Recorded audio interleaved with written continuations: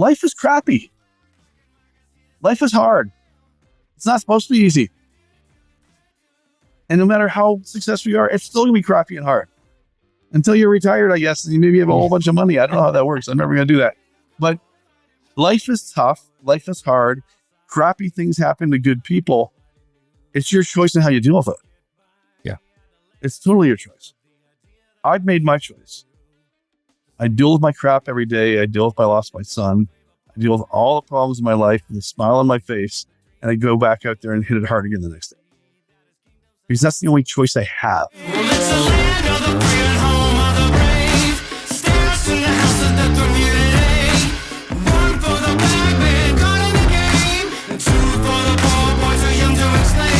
This next guest is a good friend, a confidant, a CEO of multiple companies, to the extent that he is a CEO coach. He's a Renaissance man. He's an Iron Man. He's a black belt. He's an 8-time author. And he's about to be a jetpack racer. But this guy, as successful as he is, also has experienced failures and pain, starting with the suicide of his 14-year-old son. He now is on a plight to educate people and make sense of that suicide. And the impact that he's made is pretty remarkable. To help me in welcoming my good friend to the TCast, Reid.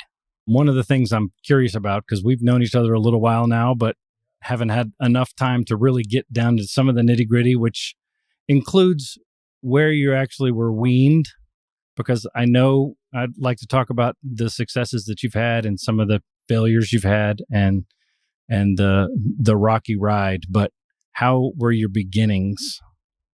Where did you grow up, and what were some of the lessons you took from your childhood? Born in Sudbury, Ontario, small mining town. I lived in Sudbury, London, Ottawa, Toronto, Montreal. My dad moved around a lot. One step ahead of the law. No, he was in pharmaceuticals, and he always got transferred. So I was changing schools every 3 or 4 years. And so what I think I learned a lot about when I grew up was resilience, right? Because you have to go, as I was a really shy kid. I'm nothing like the kid I was when I was a kid, or the adult I am now. And I had to learn how to make new friends and find new ways to meet people. And I was shy, and that was probably one of the more important things. I mean, I didn't like it, but it was good for me. Yeah. That makes any sense? Yeah. And back then, since we're about the same age, I had the same experience with a dad that was just fickle. He'd go in and conquer a job and want to tackle something new, like, I don't know, 1,500 miles away and move. So when you move, you, as a kid back then, you just say bye. Yeah, bye, friends. Like, never see you again. You know, long distance calls were expensive, and there's nothing. The phone was on the wall, right? Yeah. When we grew up, and your dad answered it. You're talking to anybody. I was the same way too. Obviously, when you're around people that you're familiar with, it makes it easier to function and stuff like that. Yeah. Do you find any of those anxious times? I don't know if you would call it anxiety or just a pure introvert being put into an extroverted scenario because you're going to go start over and meet new people. Do you struggle with any of that anymore? It's interesting because to wrap up like the rest of my growing up, like I was a sickly kid. I had asthma and allergies. I was into the hospital all the time. And my parents were both unfortunately alcoholics. So I had a very interesting childhood. So I left home when I was 17 as soon as I could. But yeah, it was, and so to answer your question with the introvert extrovert piece, it was like, I am an introvert. Most people don't get that about me, but I am an introvert. I would much rather be by myself, but I'm fine with people. Yeah. What I don't like is big crowds of people and walk into a party with 100 people and I'm supposed to have small talk with people I'll never see again. Right. At my age, at 57, I have zero interest in any of that. Choose not to do it, and you don't. I don't. Yeah. You want you dinner with 6 people or 7 people or 10 people, and I've never met them. I'm fine with that. Yeah. Because you can have some meaningful conversations. But parties, I don't go to parties. I think we're just two old men because that sounds super familiar. That stuff. Plus, I can't hear. You get more than 6 people at a table, I'm not going to hear what's happening at the other end of the table anyway. It could be a great conversation, but that's just a few too many people for me to hear. I can't hear. The restaurant's loud. I'm like, if we go to a restaurant, I'm like, no noise. Otherwise, I'm not going.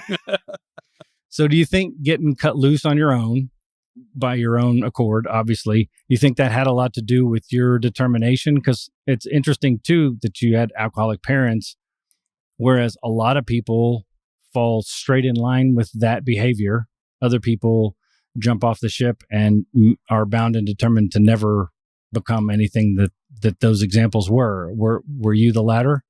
So I would say that when people ask me with the story of something along that line, I came home from school one day when I was 16, and my dad was there in the middle of the day. I'm like, he's like, "What are you doing here?" I'm like, "I'm skipping school. I skip school all the time. Why are you here?" He's like, "I lost my job." And I always thought my dad was a high level exec, all this kind of stuff. And he had a lot of demons that I didn't know about. Yeah. I knew the demons at home, but I didn't know the demons at work. Right. Yeah. So, that day I kind of made a pact with myself that I would never get a job where someone could fire me. Interesting. And I kept that pact. Very interesting. So you were an entrepreneur from that day. I was a wannabe. Yeah. But yeah, I started early. Yeah. Yeah. Because back in that day also, it was still get in line. You had to do this much school. That got you an opportunity for XYZ job, which if you work long enough, you work your way up and then you retire. So you already had a path of entrepreneurship in my head. Yeah. In your head, it's whatever version of that is. Yeah. But it started early. Like, I wanted to always be, I always wanted to have my own little thing. So, I mean, one of the funnier stories growing up is I used to make tin soldiers or lead soldiers and paint them. In fact, I still do lead casting, or not lead, but pewter casting. Wow. And I used to make them and I paint them. And my dad would drive me up to a flea market about a half hour away, and I'd sell them to this kindly old lady who would turn around and sell them as antiques. And that's how my first start. Nice. But my first real entrepreneurial venture was I was 19, and it was student painters, college kids painting houses in the summertime. Oh, okay. Now it's college painting. I own it here in the States with my partners, but I was a franchisee up in Canada. So I had my first business. I did $100,000 in painting that summer. I employed like 19 of my friends. What? I made like $35,000 as a 19-year-old kid, and I stayed in that business. Ended up becoming a general manager for the partner kind of thing with the guys who ran it, and then my partners and I took it over back in 1993, and that's where we started. That's wild. So I think a lot of people, aspiring entrepreneurs, I'm probably jumping ahead of myself here. A lot of aspiring entrepreneurs don't really have experience in business necessarily, especially these days where college isn't necessarily a prerequisite for all these things. How did you find that helped your experience in building the types of businesses that you have now? Because you have more than one business that you run now. Oh, I have a bunch. Yeah. So how did that play a part? I mean, it sounds like you had a lot of success, but especially at that age, it seems like whatever money you'd made would just get sunk into something else irresponsible at 19. At least it would have for me. 19, 40, same thing. Yeah, right. Somewhere in there. Yeah. So how did you compare that lessons and just trial by fire, for instance, versus, it's going to sound crazy, but that business, the student painting business, has been around for 35, 40 years. And when I look back on my summer doing that, I had some of my best learning ever. Yeah. How to market, how to sell, how to organize people, hire people, get a project done, deal with customers, jobs that go bad. It was just an intense summer. I'd wake up every morning just stressed out and throwing up, and then I'd go to work. And I worked 18 hours a day or 16 hours a day, where the hell it was. And I did that all summer long. And I learned so many things that was like the best thing I could ever do as an entrepreneur. Yeah. And it still is. Like, the program still exists, mainly in the Midwest and stuff. But it's, kids today learn how to really run a business. And it's not like I'm selling stuff on eBay.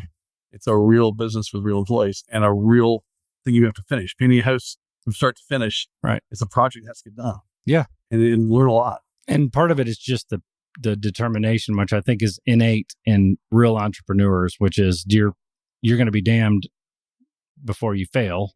A lot of us end up damned anyway, but It's fine. But it's a mentality, right? Is that something you relate to? Is just that was a fire to get it done? Because that's who we are, right? Yeah. You are, I am. I'm like, I'm not going to give up. I should give up easier on some things, right? Yeah. I've lost a lot of money because I won't give up, right? It's like, oh, okay. Yeah. Haven't learned that lesson very well. Yeah. But that's something that I think, I wish more kids today had a little more drive to stick it through, realize it has to be hard. All this lesson, like when you're in your 20s, it's all about the lessons you're learning, not what the money you're making. Yeah. Right. And I think we're missing that. It's like a hard message to get across to people. It is. And I don't know how else to explain it, because it just seems like people will be dismissive because, they say that we're trying to make people feel like they need to do it the way it was. Well, but it's not. I mean, it's a work ethic issue attached to that determination, which is kind of the one little piece that is missing in some people. I mean, now you've got guys that come on and within the first month of working, they want work-life balance answers, things like that. You know that. I mean, it's insane. I mean, I understand and appreciate it, but it's also difficult for me to understand how somebody feels like, man, I'm so exhausted. I've been doing 8-hour days for the last, full week, trying to start this company. I have worked full time for 2 years. I'm so burned out. I'm like, huh? Yeah. I need to work from home 2 days a week just because I need my balance. I'm like, yeah, get it somewhere else. Yeah. I mean, well, and how do you balance some of that now? Because there's no way. Well, I'd say there's no way. Do you just draw a line and say this is how it is and this is how you must function in some of your companies, or are you obviously pivoting some way with the culture? Because obviously we can't keep hiring people that are older and older and older because it runs out eventually. We've got to. What does the pivot look like? What does the compromise look like? What does the educational process on your part look like in trying to understand the new generation of the workforce that are coming up? Well, I mean, I don't compromise. I mean, it's very simple. If you want to make a lot of money, you will work hard here. If you want to not make a lot of money, you will not work hard here. And if you want to get fired, eventually you'll work less and you'll get fired. Yeah. But we have a culture in all the companies we have that everybody's got to work hard. And we pay them well and reward them well. And I have a lot of fun together. Mm-hmm. I mean, if you take a look at the core companies in their national services group, which would be College Works Painting and Empire Works and Home Genius Exteriors and Perennial Construction, that's the core of what I do. There's 3,000 employees. And we do a lot of fun things for those people. And we have trips to Mexico and Hawaii and this and that and all just for the top performers, right? Mm. We celebrate top performers. And the top performers earn a lot of money. They have a lot of fun. And we make sure they have great lives. And we show them how to enjoy their lives while they still work. Okay. Right. And we're also, I don't care if you got to go visit your kids' thing on a Wednesday at 2:00, go have fun. But if you got to work till 10:00 at night, some nights, so be it. That's life. So there is work-life balance. There is involved. You just have to have the investment up front, like we all did. Well, we're not an investment bank where they come in, they work 18-hour days and never leave the office, right? That's not what, and those guys don't have work-life balance. But you can work 50 hours a week and still have a great life. Yeah. Right. And a lot of times when people say that all they do is work, it's not accurate. It's not real. All they do is think about work, maybe, but that's on them. That's not on me. Or mismanaged time. Yeah. It's not my fault when you go home to have dinner, you're still thinking about work. I'm not bugging you. You're thinking about that in your own head. So not my fault that you're not present with your kids or your wife because you're thinking about work. Yeah. You're not working when you're thinking about work. Is there anything that you coach, since you're not only a multi-business CEO, but you're a CEO coach? Mm-hmm. Is there anything that you coach into people in terms of establishing culture in a lot of those businesses? Because there's probably people listening now that are like, that sounds amazing. How do you, amidst this societal culture shift, how do you establish that once you've got something already running? What are some of the things you've experienced? I think that you have to put culture first. If you put culture first and people first, and we drive people work really hard, but I've had people who've been with me 10, 15, 20, 25 years. And there's a lot of them because yes, they work hard, but they know we care. Yeah. Right. So you got a family issue, you got a problem, you need someone to talk to. We're there for you. Right. You need some time off to deal with whatever you got to deal with. We're there for you. And that creates loyalty that people will go the extra mile for us. And we don't skimp on, we pay them well and reward them well. Yeah. Right. Mm-hmm. So they're not looking to go anywhere else. And we cut the people who don't fit that mold. Is pay the primary incentivizer these days? No, it's that loyalty, right? It's that they know that we care about them and they're going to learn a lot. They're going to make a difference in the world, in our little world. Yeah. And right. And they're going to be heard. And that's important. Right. Yeah.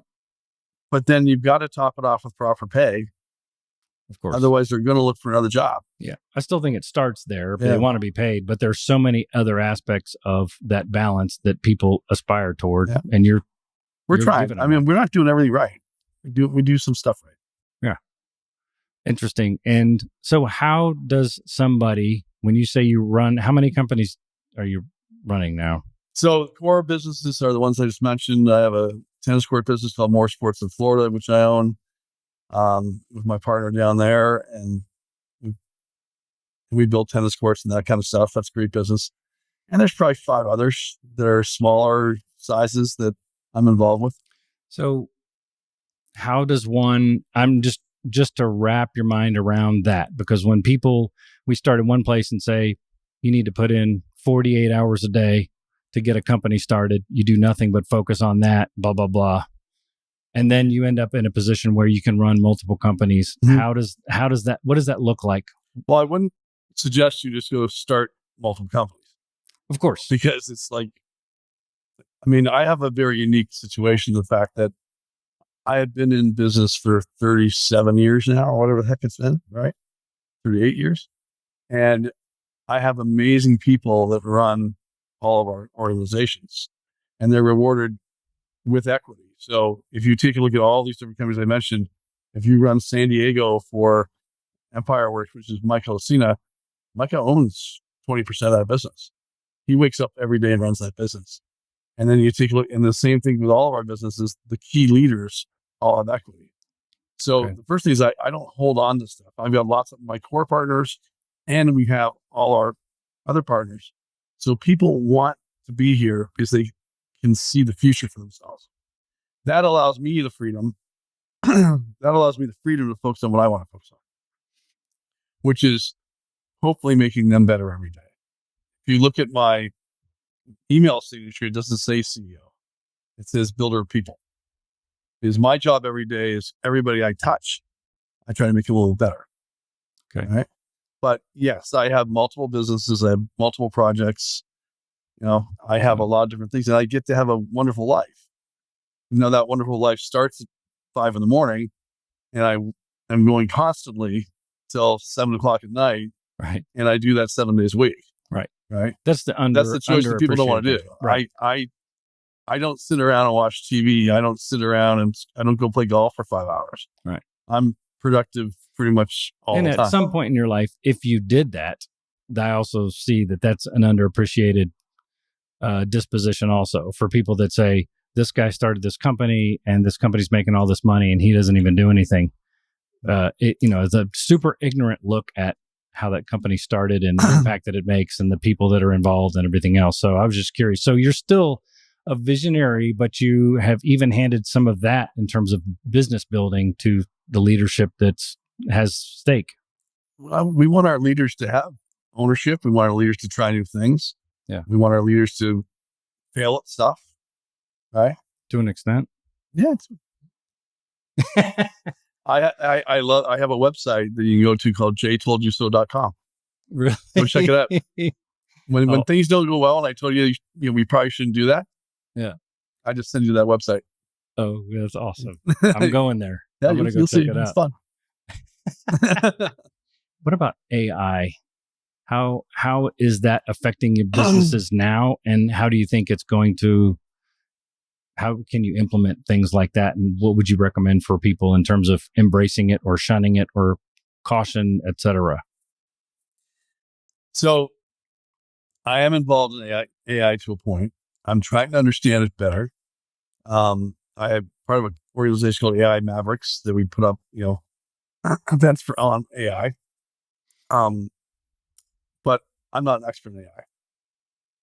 So I can tell you that I have people in my organization who his only job, Steven's only job really is to search AI, figure out where AI can be of use in our stuff. All of our leadership team is trying to find ways to use AI for whatever it might be in the business. Mm-hmm. There's so many different tools out there now, from learning tools, LMS systems where you can have chatbots that are speaking, things like that, and all the stuff you guys probably already see. I think it's fascinating. I think it's super interesting. I'm glad it can't paint a house or build one, because that means I'm not going to lose my job anytime soon. Yet. Yeah. So, right. But I'd be fearful if I was in certain jobs. Do you feel like it's a crutch in a lot of cases? Because even in some, if you use spell check, has been around forever, but now they have something that'll convert your paragraphs into something significantly eloquent. And I see, people that apply that say, I have a master's degree in blah, blah, blah, and they still can't spell their THEIR over THERE, and they just don't get it. Do you think some of what AI is going to do will make your people less smart and potentially harm the businesses in the future? Or do you think there are enough things to kind of cover up some of that? I think we've been sliding for years. You think about how many people can write in cursive. Oh, they don't even teach it anymore. They don't teach it anymore. Oh. How many people can even write? Not many. Right? How many people can really spell? If they had to write something and spell it without spell check, can they actually do it? How many people can do math in their head? Simple math in their head. We've been sliding for years. Yeah. This is just the next step. Yeah. Well, and that's what I mean. And a lot of the slide has come from technology. Yeah. It's still AI based stuff. It's just been a primitive version of such. And now we're at a point now where we've seen the slide. We see people coming out of colleges that are less educated, unwilling to read long excerpts versus, seeing a video, which there are pivots to do in order to feed the information. But there's such an information overload that I feel like people aren't retaining real information much anymore. And we've lost our ability, in some cases, to critically think. Right? Because people take what they see on TikTok or wherever it might be, and they take that as gospel. I think we're living in a world where more people believe in conspiracy theories than ever have. Yep. I know people who literally believe, and they're smart people, and I like them. I love them. They're great people. But the earth is not flat. They think it is. Yeah. We've never gone to the moon. Okay. and it's fun to have those arguments. Yeah. But they absolutely believe all the stuff they see. I think that's been the political discord is born of all that too, I think. We even get into the political part. It was like, I don't care who you voted for. I honestly don't. I mean, I think there's no perfect candidate, and we'll see what happens. Yeah. Right. But it's a crazy world. Yeah, I totally agree. So with your coaching, so you have CEO Coaching International, and you have clients that call in. Do you do video Zoom sessions, or do you visit? How do you? So I've definitely trimmed down my coaching. I used to coach probably up to 20 people, but as our companies have gone and really taken off, I have, and I'm also just want more time to slow them down a little bit. Yeah. So I probably coach 8 clients now, and they're just clients I've had for years. Okay. And we talk mainly on the phone because I don't like doing video chats. Yeah, I don't either. I need a pace generally, right? So I'm a pacer. So we're generally on the phone, and I talk to them 3-4 times a month, and they're friends that it's fun to catch up with. And I've got one guy, Jake. It's every Saturday morning, 6 a.m. Jake and I'll go for a walk on the beach, and I talk to Jake. That's fantastic. Yeah. So what are With the experience of having so many high-level people calling in, what are some of the typical issues that most CEOs have? Because I think the perception of a CEO is a grandiose position, and you and I both know there are grandiose levels of CEOs also, but they also share a lot of the same problems. What are some of the typical things that you've seen? I would start by saying that never put somebody on a pedestal because they have a CEO title, because that doesn't mean anything really. It means they got the job, right? Mm-hmm. What I've seen, and I coach some amazing CEOs, but all of us have the same challenge, including myself. We're just hoping nobody figures out we're making it up along the way. Right? I mean, we're all doing the same thing. Like, do you think anybody's going to catch I made that up? Yeah. Because I did. Right? But you're leveraging more experience along the way too, right? You have. Absolutely. But you're still, when you're a $10 million company, you're making it up, and then you've been a $50 million company, you're like, I've never been the CEO of 50 and 100 and 300, whatever you get to, right? Mm-hmm. You're like, I've never been here before. What's this going to be like? Yeah. But what challenges they have? It's all the same challenges. It comes down to the right people in the right seats. All the cliche stuff you've heard about, all the good to great stuff you read about, every business book that can still be distilled down into 3 pages. It's all people. Like, if you have the right people in place and you give them the right ideas and the right direction and you let them do what they need to do and they are the right people, your business will grow, right? If you have the wrong people in place and you try to micromanage the crap out of them or let the wrong people go and make decisions they shouldn't be making, your whole business falls apart. So as a CEO, even myself, it's all about, do I have the right people in place and do they know what they're supposed to be doing? And then let them do it. Right. And that's the hardest thing that everybody has is it's their exec team is not someone they can generally trust. Yeah. And they feel like they're doing all the work themselves because they have to go in and, I mean, what I tell them all the time is like, I do all the stuff and you all wonder how I can do it. It's because I have amazing people. I don't step in and do anybody's job. I don't need to.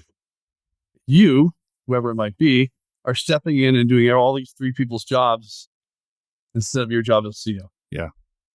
Especially for grunts like even myself that started without entrepreneur experience, build a company, and then as you build it from yourself and start hiring a staff, then it's difficult to figure out when you're still doing someone else's job because you started out doing everybody's job because you were the only one. Yeah. And then you feel like I can do it better than everybody else can. And it's quicker if I just do it myself than training somebody else how to do it. Yeah. And that's a trap you fall into because you keep doing the work. Yeah. And I see it all the time, right? People call me up and they're exhausted. I'm like, I'm not exhausted and I have a lot more going on than you do. Yeah. You're exhausted because you're doing everybody's job. Fascinating. That's a great answer. And something I can appreciate myself for sure too. I'm checking myself all the time. Yeah. So with all these companies going on, you're raising a family and you're still trying to balance all that kind of stuff. You've had a successful life. I would say you've had certainly a successful life. I think you would deem it that. You're a Renaissance man. I hear you have black belts and you've Ironman runs and all kinds of stuff. Done a lot of things over the years. I like to say, I wrote 7 books and I think I've sold 8. So, well, that's okay. And you're producing films, writing multiple books. I mean, you're super busy. Yeah, I like to try stuff. And you still have a family that you spend a lot of time with still somehow, right? I do. And obviously a linchpin in your story is where your son Ryan at 14 had an incident. And obviously that's a significant part of the way you carry yourself now and the trajectory of your goals in your life. You want to give the rundown? And if some people have heard this story, but there's going to be a lot of our listeners who have not heard the story. So at least understanding a little bit of that before we go into some other questions I might have about where that is. I think it's easy to look at someone's life and go, well, all this stuff happened. Your life's so cool and all this kind of fun stuff you do and all that kind of stuff. And And if all you did was look at my social media pre-Ryan's issue, or even post a lot of times, look, yeah, Jay's got a great life. Because when we just sat here and I explained to you my life, it sounds pretty, it is, it's awesome. Mhm. But not every part of life is awesome. And so March 2018, my wife and I were on a vacation celebrating her birthday. And our youngest son sent us a text and said goodbye.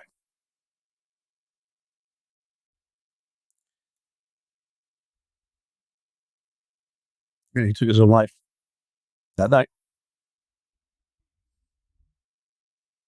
And the reality is our lives have never been the same. Yeah. And it's unfathomable as a father, but I can't imagine, even for someone who doesn't have kids, to imagine something that traumatic happening. And it was completely unexpected, right? No, still, I mean, I had 4 kids, Ryan being the youngest, but 4 teenagers. And I thought, if I was stacking my youngest, all my kids back then, he was the least grumpy of all the teenagers. Him and I would have, when I was in town, which is, 3-4 nights a week, we'd have dinner, and then him and I would go down and watch the show together, right? And we talk, and he didn't exhibit the signs that I saw or knew at the time.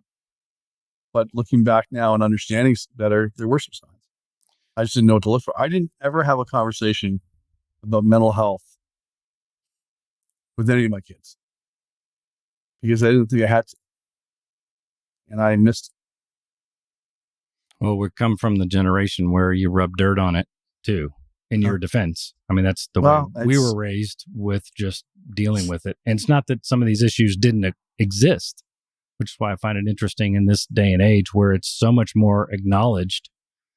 You still have mental health issues and depression and anxiety in the 50s, but it wasn't something that anyone was proud enough to bring up. It wasn't as extreme. I mean, the world has changed so much. So, yeah, it's interesting because it's coming up on 7 years, right? And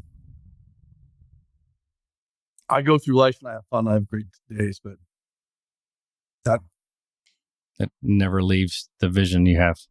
Yeah. And yep. And I mean, he was seemingly such a otherwise funny kid, and he was a great kid, engaged. No one saw it coming, right? It was just and that's the thing that people don't understand about mental health. So since that happened, I've dove into the world of mental health, especially for kids. So I started an organization. It's now called tellmystory.org. You can go to that website. And I did a TED Talk right out of the gate, which was very raw. I did another TED Talk called the Hot Lava Talk, which compares living as a 14-year-old kid myself versus Ryan. I'll get into that in a second. Interesting. We did a movie called Tell My Story, which you can see on Amazon. And it's fantastic, by the way. Thank you. Yeah. And we did a more recent movie called What I Wish My Parents Knew, which is a program we put into schools across the U.S.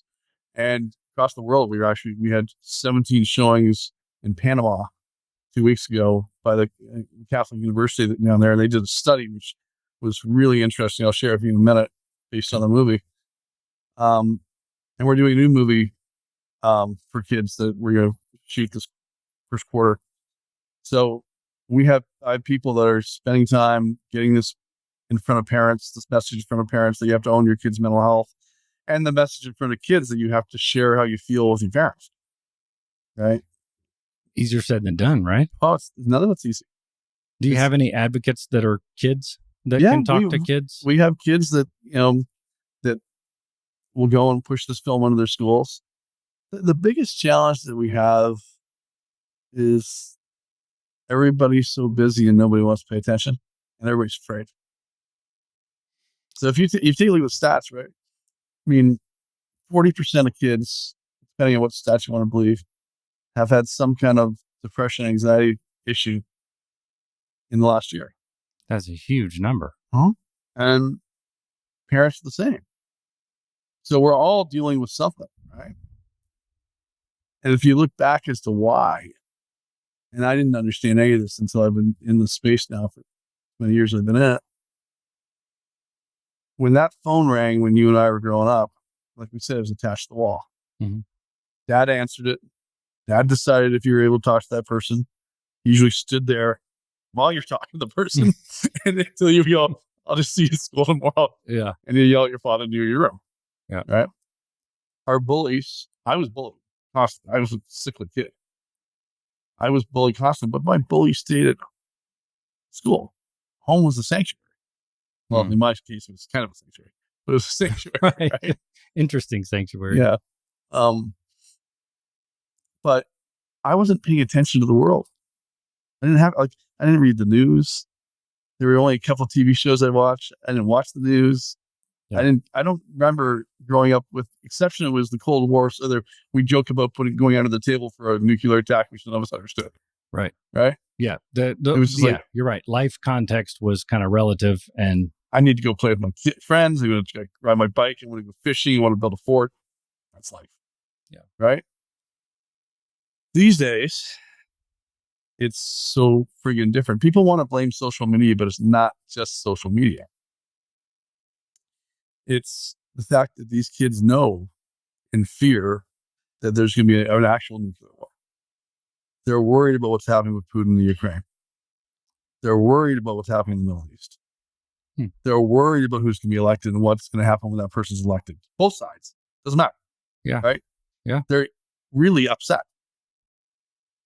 Do you think some of that is handed down? I mean, I had a scenario, without diverting too much, where we had a vote in second grade on the Carter and Ford. Yeah. I was the only kid in my class. I was in Austin, Texas at the time. I was the only kid in my class that voted for Carter. Everybody else was for Ford. And I thought, that's interesting. I'm sorry. It was reversed. I voted for Ford. Everyone else had Carter, which now is completely flipped. In terms of red or blue, it's completely flipped. But at the time, the experiment was nice and showing you how the process goes. But obviously, the kids are just going home and having a conversation with their parents and then coming back to school with the answer. Do you think some of that is transferred from the parents who are now feeling more extreme in terms of... I wouldn't even blame the parents. I mean, maybe in some cases, I would just say the access to information. They're coming up with their own decisions. Right. And if they're not worried about that, then they go to, well, what does it all matter? Because global warming is going to destroy the planet and climate change is going to destroy the planet in 10 years. Why are we even here? Mm-hmm. So the anxiety levels are much higher. Education. I got into college because my aunt worked in the admissions office. That's the only reason I got into college. I barely made it out of high school. Right. My business partners went to UC Santa Barbara. They got in with a 2.9 or a 3.1, 30 years ago. You can't get into UC Santa Barbara right now without a 4.5 and a whole bunch of other stuff that's, you're not getting in. Yeah. So these kids are like high anxiety to get good grades, high anxiety because of the world, high anxiety because they see their friends on social media out there having fun and they're not there. And then they're failing in their minds. And I'm not blaming parents because I don't think parents are doing this to them. Parents are like, they're confused on their own. Yeah. But they're like their kids are I have to perform. We did this study I didn't do it, but someone took our stuff and they took the film, What I Wish My Parents Knew, into Panama. And the Catholic University asked questions that we can't ask in the States. And they asked these kids, 500 different kids responded, and they asked them, have you ever thought about killing yourself in the last year? How old do you mind me asking? Middle school, high school. Middle school, high school. 56% said yes. Oh. Insane. It's off the charts. And we can't ask that question. Like when I look at the questions we ask in the States, we can't ask that question, right? Because you're not going to want to ask that question. But I mean, I want to ask that question, but schools don't want you to ask that question because then they have to deal with the outcome of it. They don't want to do that. They're afraid of it. Yeah, that's a giant catch-22 though. It's terrible. Again, it's like, hey, I don't want you to assess the risk that I have on my person, because if I find out, I'm going to have to do something about it. Well, and we've had schools that have shown what I wish my parents knew to kids, and they've done it the way we asked them to do it, where they're prepared. They got therapists, they got people lined up, because kids are going to come out and go, I need to talk to somebody now. And it goes well. And then we have schools that show up without being prepared and no therapists around. And it's been a mess because the kids are now freaked out and they don't know no one to talk to. And most schools still have a counselor there. You're just talking about somebody at a higher level. When you really start picking at that wound and everybody starts talking and you find out there's 3 or 4 kids that are actually in crisis right now and you didn't know about it, you have to have people talk to them. Yeah. Now you could say, well, then we don't want to know that, which some schools say. And I would say, well, then what are you waiting for that child to make a really bad decision? Right. Statistics are going to catch up to them eventually. Yeah. So it's tough. So here's a question for you. What do you think from our latest study, what do you think the number one reason why kids are feeling anxious or depressed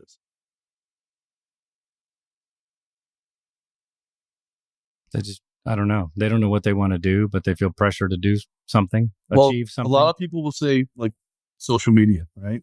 It's got to be social media is the reason why the number one reason facilitator for sure.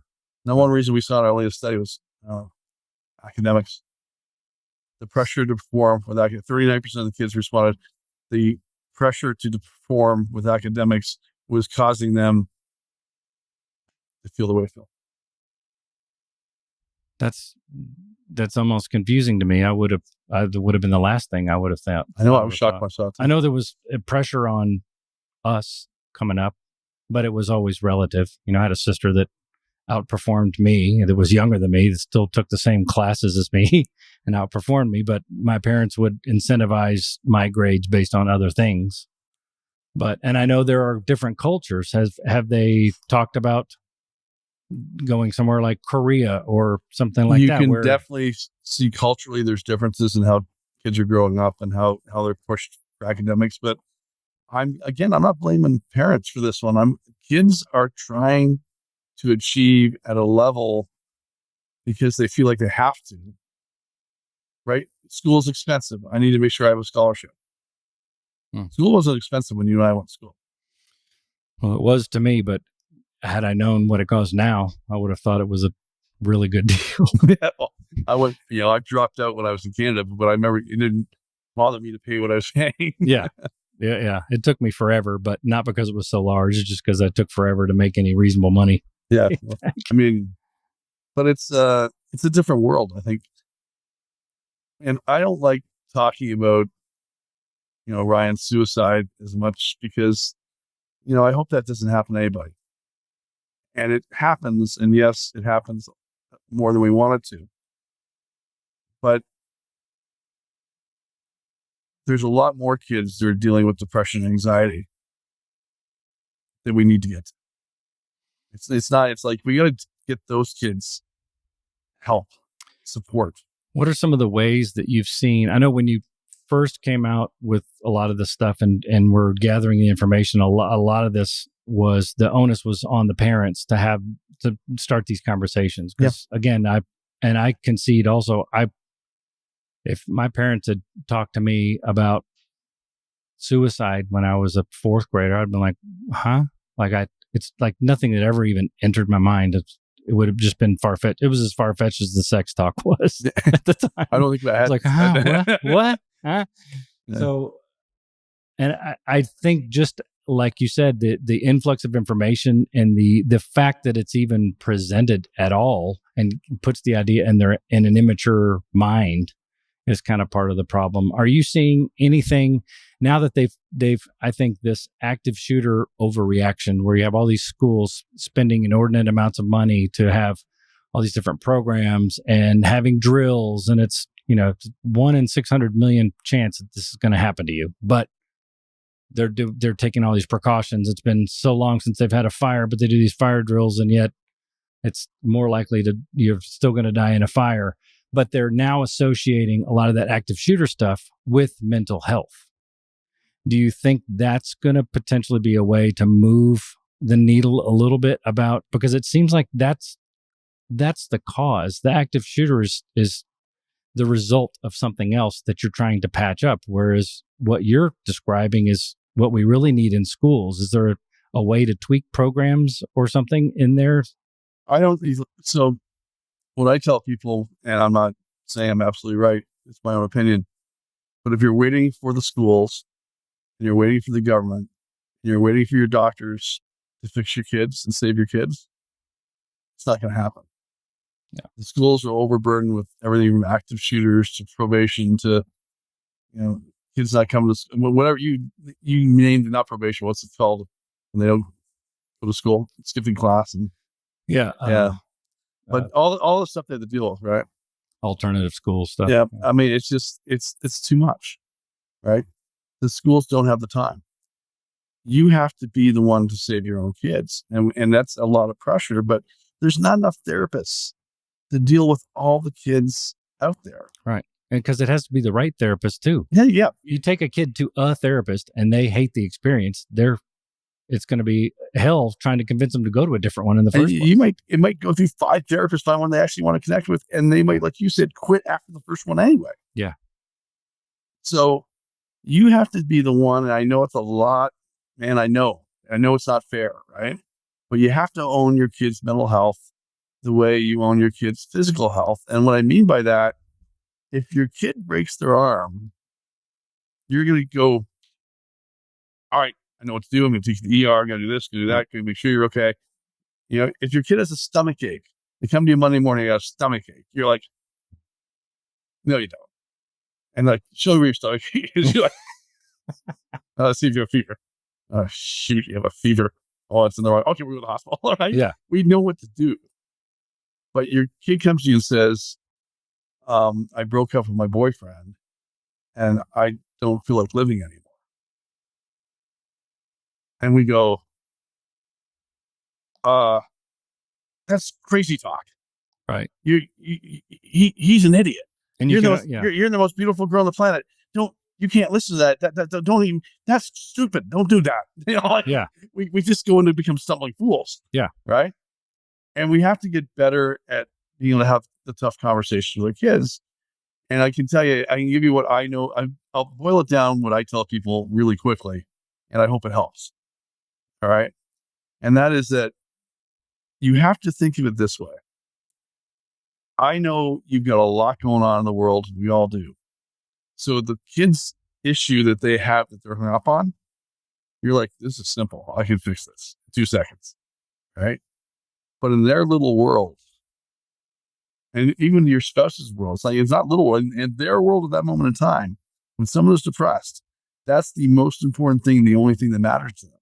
Yeah. So I view it this way. Like, look, we're in Southern California, which you love now. Mm-hmm. Yes. There's not a cloud in that sky. Right? That I can see right now. Mm-hmm. If we were sitting here with someone who's depressed, they would only see clouds. Yeah. And there's nothing that you or I could say to convince them there's no clouds in the sky. It's similar to having alcoholic parents who you don't use common sense to speak to somebody who's not in their right mind. Doesn't work that way, right? That's what you're saying. Yeah, you can't convince them. So all you can do is ask them to talk about the clouds. Tell me what your clouds look like. Tell me how they make you feel. Are they always there? Do they come and go? Are there good clouds and bad clouds? Tell me. And then resist with every fiber of your body to fix the problem. Because the minute you go into fixing the problem mode, they shut down, no one talk to you. Yeah, and you're the only one that thinks it's fixed. Yeah, it's not fixed. You're not fixed. That's a dude thing too, right? Isn't this something we should do? It's totally a dude thing, right? Our wives say it to us all the time. I just want you to listen to me. I don't want you to think. I'm like, then don't talk to me. Appreciate my problem. Don't I spend all friggin' day with people calling me with their problems to fix them. Yeah. And then I get home and you don't want me to fix anything? Yeah. I'm supposed to sit here like a dummy? I can't do it. Yeah. But you have to do it. If you're talking to someone who has a mental health issue and you try to go into fix it mode because you're scared, and we are scared. We're scared that our kids are going to do something stupid. So we're going to say, no, don't do that because this is No. Tell me how you feel. And then promise me that before you make any bad decisions, you're going to come find me. What about a lot of the parents who, I mean, you ironically have a position where you have open communication with your kids and had good relationships. And even some parents with decent relationships with their kids, because they're kids, the kids don't actually share stuff even as you pry. Are there some tricks or anything that you've run across during your research where parents have, at least over time, developed a way to kind of open communication about the crazy stuff? I mean, it's an insane conversation to sit down and talk about suicide, for instance, or a breakup that you think might result in something significant when the kid's like doesn't want to talk to mom or dad. Most kids don't want to talk to you, right? Yeah. So you kind of have to trick them into talking to you. So I'll give you a couple of things that we've come up with, or just some tools. They're just basic tools. First of all, there are times, and you all know this, when your kids will talk to you, right? They will suddenly open up and want to talk. You've probably seen that with your son, right? Mm-hmm. Yep. It might be only once a month, but it happens. And when that happens, you want to lean in and just ask more and more questions. Tell me about this. So what's going on at school? Everything good? Just tell me. And then the more they open up, the more you can open up. The second thing is that, so you got to find that time. Like, is it going for a walk? They like that. Maybe you're going playing ball. You're playing golf. You're cooking with them. I don't know. Turn into a positive experience. And a positive experience that allows them to be open to chat with you. Okay. They need to know that no matter what, and this is the hard part, if they're going to come clean with stuff, you can't punish them for coming clean. Yep. Right? You may not want to hear they were out doing drugs or drinking on Wednesday night and they're 16 years old. But if they feel like you're going to punish them for it, you're never going to hear about it. Right. And you need to know about it because that's a problem. And I found too, I don't know if you had this experience, when someone would bring up something as outrageous as, I broke up with my girlfriend and I'm thinking about killing myself, it would almost elicit an angry response. Like, I don't want to hear that kind of talk out of your mouth. Blah, blah, right? Oh, yeah. And then what they do, they never tell you again. Yeah. They never tell you again. So you didn't solve anything. That's interesting. This is one of my rules with my kid was, we grew up in the spank era, whatever that, and the whole rule was the punishment that you're going to get is going to only be a result of lying. Yeah. So as long as you're not lying, then we'll have a conversation. And that should be the rule. Yeah. Because kids do dumb things. Because you look back on what we did dumb things. And it's amazing the parents don't expect the kids to be doing dumb things, even though they did really dumb things. Yes. Like I hear it all the time. Well, they're not as bad as I was. Well, then why are you so mad? Right? You did a lot worse. Yeah. Give the kid a break. It's hard to have a big picture thought when it's your kid. I mean, you're very myopic and in the moment. But this is what we're dealing with, right? Yeah. The other thing that parents need to realize is that the way you and I talk to each other, right? We're 55, you're 55, 57. We look each other in the eyes. This is what we do. That means I know you're talking to me. You said to me earlier, hey, if I'm looking down at my sheet of paper, understand I'm still listening to you. Right. I just want to see if I'm following all my questions. I'm like, of course. Yeah. But we have conversations looking each other in the eyes. Kids don't want to look you in the eyes. Yeah. They don't. They're scared the crap out of you. They're scared of what you're going to think. They're scared if you're going to judge them. They don't want to look you in the eyes. Have a conversation while you're walking. Can't look in the eyes. They will talk to you in the car more often than they will talk to you at home because they know you can't look in the eyes. Right? They don't want to do that. So we also created a couple of tools. We got songs for the drive home. You can see on our website, which is an album that I put together with my partners. And it's got side A is all mental health songs, right? Side A is for younger kids, side B is for older kids, kind of a Jack Johnson-y kind of feel of songs. Okay. And you can listen to them in the car with your kids, and they might spark conversations about things. They might say, well, I was feeling the way that girl was in the song, or that guy, that boy, I've had those thoughts. Conversation starters is a great idea. And another deck of cards we created called the Tell My Story card deck, which you can see on the website, which I should have brought one for you. Shoot, I should have brought one for you. I'll send them to you. Yeah. And if there's a place I can order them, I'll rather support the cause anyway.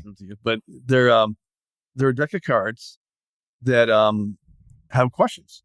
When was the last time you felt happy, or when was the last time you felt sad?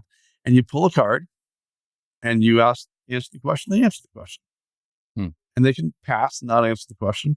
But we have seen so many families try this. Everybody loves it because it's starting a conversation that they don't know how to start the conversation.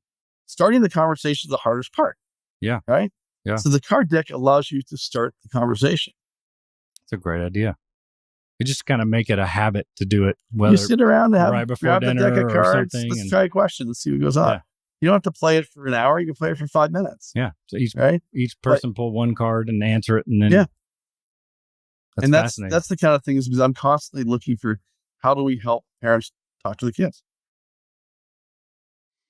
Yeah, I still can't imagine how you and your family have handled this, but I'm impressed also. I am curious how your other kids, this would have been less appropriate maybe at the time, but now that your other kids are grown, have they shared with you anything that you didn't know about, or have they shared about how they handled it? Because at the time they were still 20 and late teens, etc. Yeah, they were late teens. How they handled something like that, having a sibling do this, it's got to be and the other thing is my wife and I are still married 32 years now. Congratulations. And that's 32 years this year. And that's most people don't stay married through this. Yeah. 85% of people get divorced. I've seen that too. And families fall apart. They don't talk to each other. It's hard.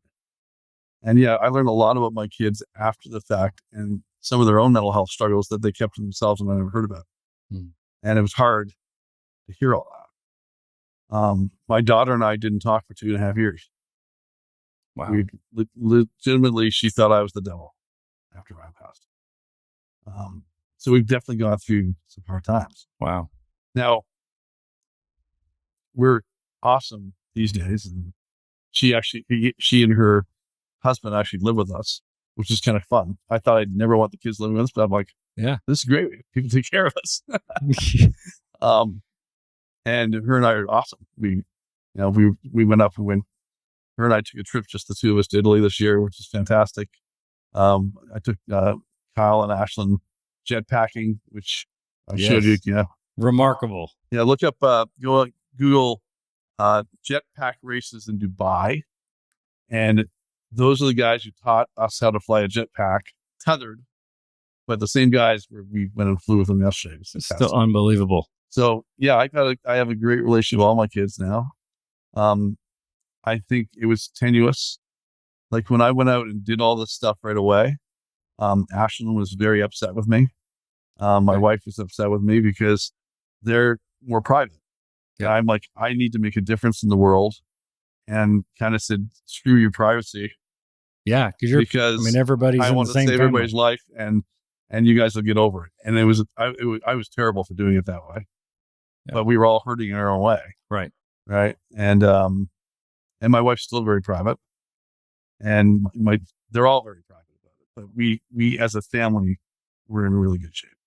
That's great. Yeah, I'm familiar with having certain things that are exposed that impact other people as collateral damage, and having to deal with that kind of fallout. So, but I think it's more than appreciable what you're doing, because there's no measurable on the wins that you must have, because they're the people that stay alive. So there isn't really a stat that can accommodate the type of work that you're doing and the plight that you're on. So I applaud you for that, because you're only going to see the stats that continue to climb, where there's depression and there's people that follow through, but the success stories are rarely told, because they think about suicide or almost did it or whatever is a negligible thing, and that nobody really mentions and is certainly dismissed. But you could be certainly an attributed factor in somebody deciding not to do something. We hear the stories all the time that people saw the movie, they were on the edge of something, they changed their mind, they talked to the parents decided to go talk to a kid, and then we don't track them, because it's not what we're doing this for. It's untrackable, kind of. That's what I mean. It'd be almost impossible to do. You only see the losses continually continually add up as you continue to fight, but the wins are happening. They're just invisible. No, we're making a dent in our own way. I mean, when this first started, I was like, I want to end teen suicide because I'm a smart guy and I'll figure that out. And I was arrogant. And then I suddenly realized there's a lot of really good people in the space, but it's just a really challenging problem. Yeah. It's just not, I mean, the way I look at it, we struggle to get people even to show up to these school programs, right? So we'll have a school with 1,000 kids in it and 85 parents show up for the event. And I'm like going, I know there's a lot more of you who should show up. Yeah. Or you have some nights 6 or 7 people show up. And what I tell people all the time, I was like, if I'm going to go speak somewhere and there's only 10 people in the audience or 5 people in the audience, I don't care. Because I know that those 5 or 6 or 7 people are there for a reason. They're hurting. Yep. And they need help. And they're the most important thing I can do for the next hour. Yeah. But even all, I wish there was 100 that were hurting. They were there, but it doesn't matter because I'm going to make a difference to those 5 or 6 people. Yeah. And you're creating new testimonies too. The one family that does recover from whatever, or doesn't have to deal with something like you dealt with. And that's the one family that will be a testimony to other families. And you hope there's a butterfly effect or a ripple effect, or whatever you call that thing. There is. There is. Like I said, I know there is. So I know what you're doing is remarkable. Well, it's the thing that people, I hope they take the mental health stuff really seriously from our conversation.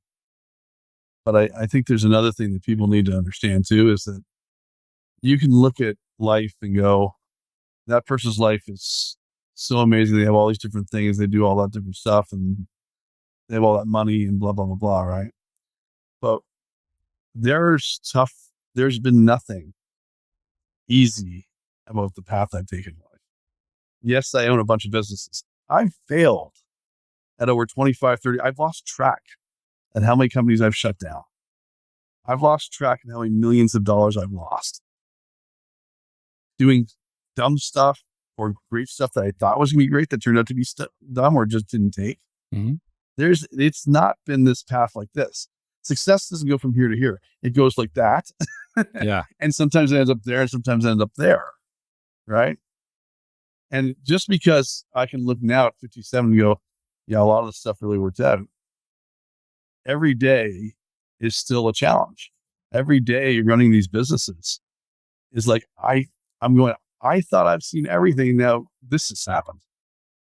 Like, what the hell? It's real life. Yeah. And the problems at the size we are today, it's not easier to run a big business. It's a lot harder. Really? It's like it's much more challenging to have as many employees we have across the country doing as many things that we're doing than it was when we were just running a small little bit. I was running my little painting business in Peterborough, Ontario, right? Of course. I mean, it's bigger problems, bigger wins, bigger losses, and none of it's easy. But how you choose to approach it is what matters.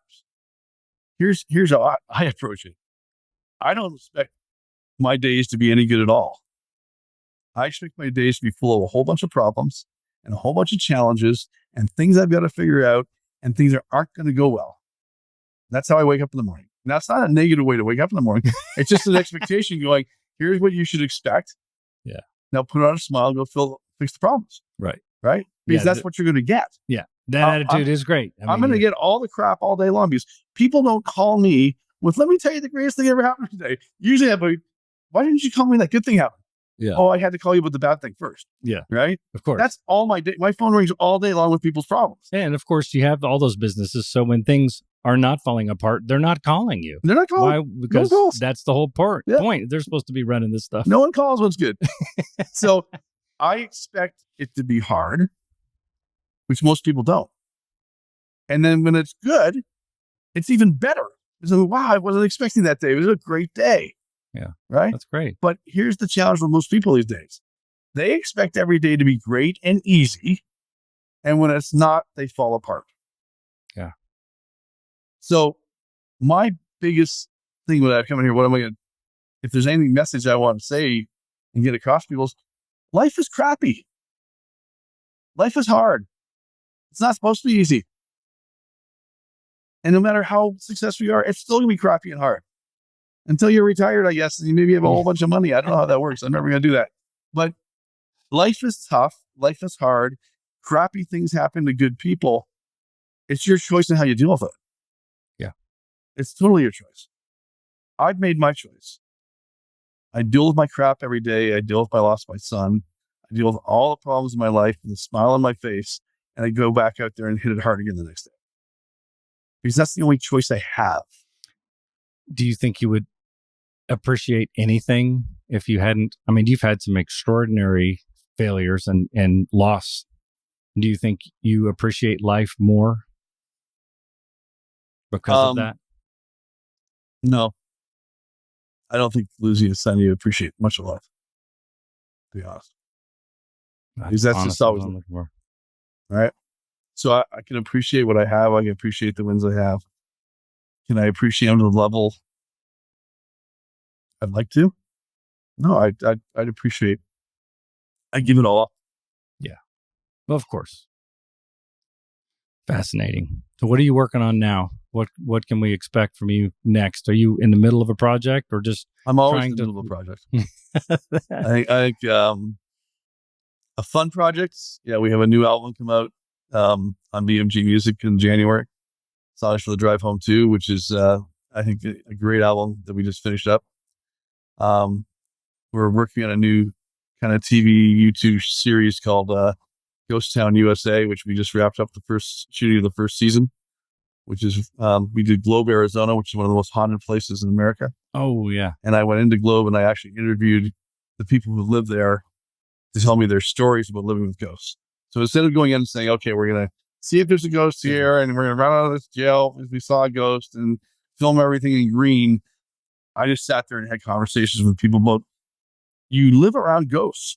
Why? Right. You just allow the assumption to be so. Yeah. And they just have amazing stories. So wow, we're fun. working on that for fun. Will that go anywhere? I have no idea. That's super fun. And then my big project next year is from a film standpoint, like all the work stuff is work stuff, right? Yeah. You have great plans for you to grow the business by X amount, all that kind of stuff. That's all happening. But the fun stuff, the more interesting stuff is the side projects, right? So my big project for this year is a documentary film I'm going to do about the Indian boarding schools in the United States. Ooh, man, you have to keep me apprised on that. Yeah. I've been fascinated with that whole culture and the how they're basically ignored. I mean, you'd almost, discrimination is terrible, but ignoring. When you start reading all the stuff, and I've been reading a lot of stuff, but Native Americans and the wars and how they were treated, it's like, it's terrible. It's really terrible. But every lie we made, every treaty we broke, everything, right? Yeah. And then you dive into the boarding schools and you realize that we created these schools in the United States where we take a kid from wherever, USA, put them in a boarding school in, say, Arizona, cut off their hair, try to turn them into basically household servants for white people. A white Christian American. Yeah. And they didn't have contact with their parents. Oh, God. It's basically they were stolen. And then while they were in those schools, there was rape, there was beatings, there was all this kind of stuff. And kids died and their parents didn't know. And Canada did a much better job of exposing all this. And they found a bunch of unmarked graves. And yes, we found 900 graves. Well, Canada found a lot more than that. And there's 10 times the boarding schools here in the US. And Biden didn't go out and make an apology for the Indian schools this year. But no one's done the documentary that people want to see or people should see. And I've been getting, I'm doing a lot of work on this and talking to a lot of Native American people and a lot of academics. And you get, well, it's not your story to tell. I'm like, well, someone's going to tell a story. Yeah. And I'm not telling it to try and help you heal because I can't help you heal. Right. This story is not for Native Americans to heal. This story, the way I'm going to tell it, is for guys like you and I to understand that the history that we were taught is not the reality. Yeah. And when we look at the world and how we treat people, and we judge everybody else for how they're treating people, we need to look at ourselves first. Now, not you and I, but our ancestors and what we did to the Native Americans in this country. Because most people, most young, call it Caucasian kids, don't know what we did. Yeah. It's like we're going to celebrate Thanksgiving and Columbus Day, and yay. Yeah, we broke bread together and we sat across the table. And they're all happy. Look at the smiling faces in the pictures. Yeah. Our history books are wrong. Yeah. And I want to take it from that angle and go, we stole these kids from their parents. And how does that feel? If right now we walked into a nice little family living in a home in Kansas with their 3 kids, and the government came in and said, I'm taking your 3 kids, trust me, it'll be better for them, and walked out with them. Man, I can't wait to see that. And you can't talk to them. You don't even know where they are. Yeah. They just had an expose too on some of those. I'm trying to remember where it happened. I'm not going to be accurate if I guess anyway, but it was in a different country, but we were bringing, the Catholic Church was sending folks over to similar types of schools over here from Europe. And there were kids again disappearing or being sold or whatever, and then too bad, so sad after the fact. Yeah, there's a lot. Unfortunately, a lot of churches involved, and I'm really confused as to why no one's really done a deeper dive into this. Well, I'd love to hear it. Love to keep up with the progress on that. Absolutely, I'm fascinated. Appreciate everything you're doing, brother. I appreciate you, and thanks for having me on today. What's it take? What you gonna do? What you gonna do? Successor of the sandbox with second grade rules. A confident fake to make you do what they want when they won't pay the fool. A diplomatic face is the one to see you through. And don't let those bigots take you off your game, but just to let them loose. Just sit here in the front seat, baby, ain't that sweet? Take a little